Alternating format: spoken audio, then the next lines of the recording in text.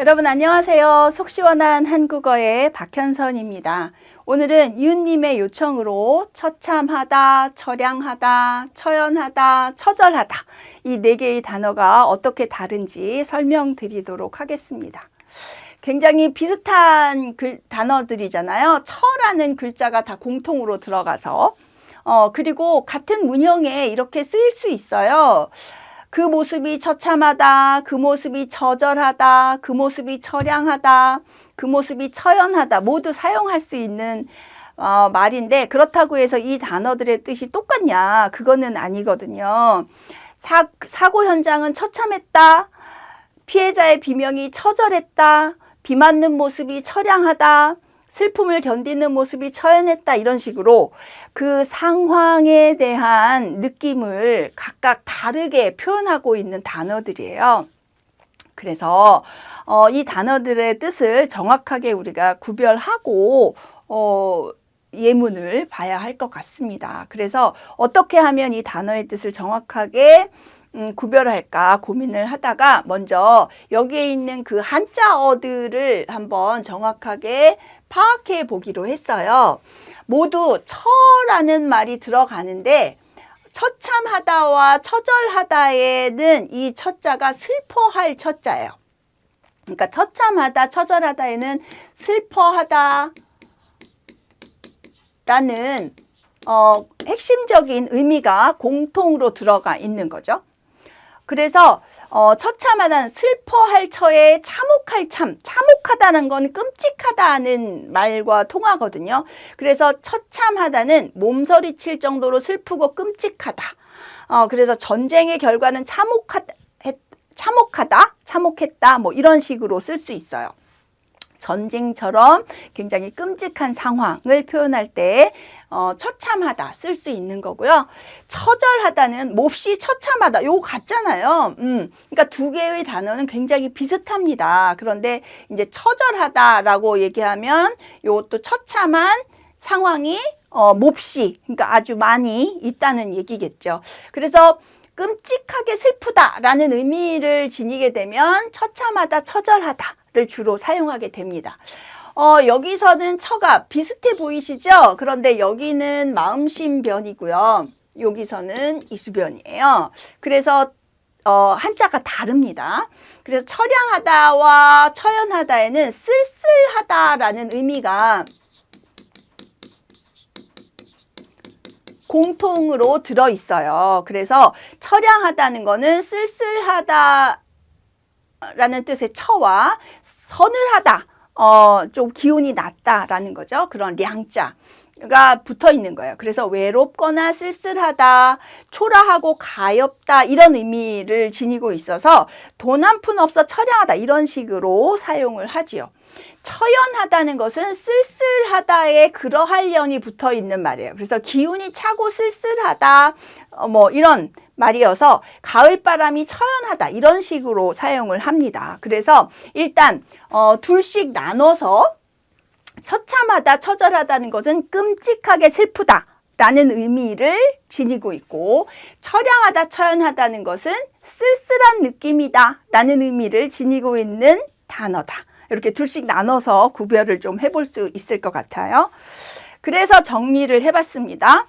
처참하다, 처절하다는 건 상황이 끔찍하여 슬프다. 끔찍하고 슬픈 상황.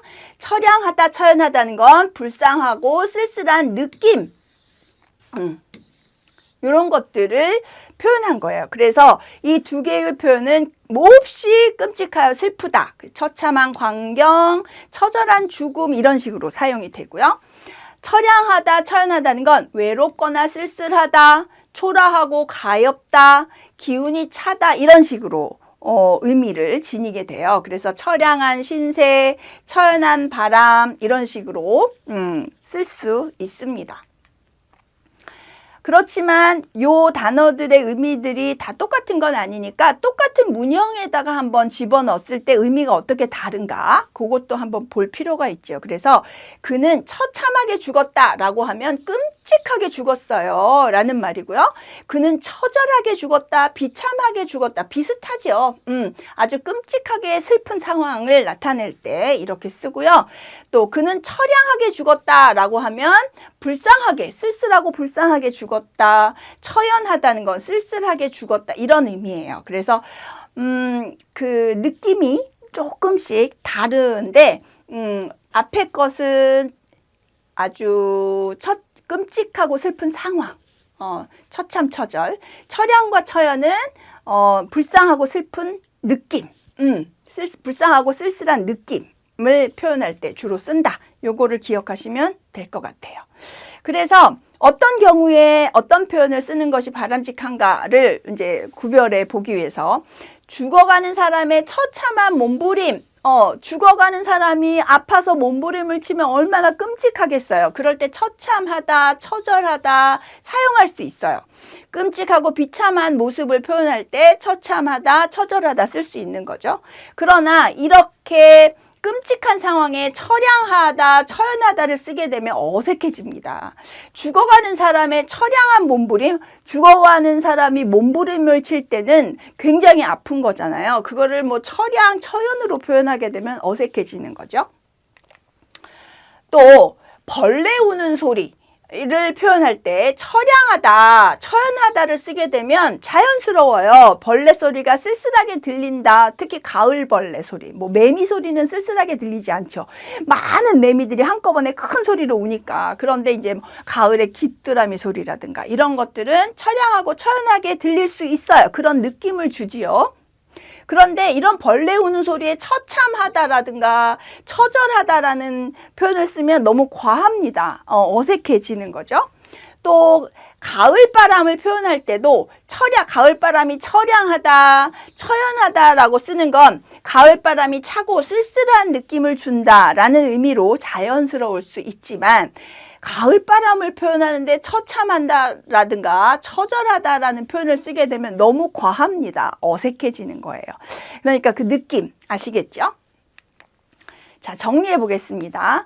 처참하다라는 말은 끔찍한 상황, 처절하다는 건 비참한 상황. 그래서 이 두 개의 표현은 끔찍하고 슬픈 상황을 표현할 때 사용하는 단어고요.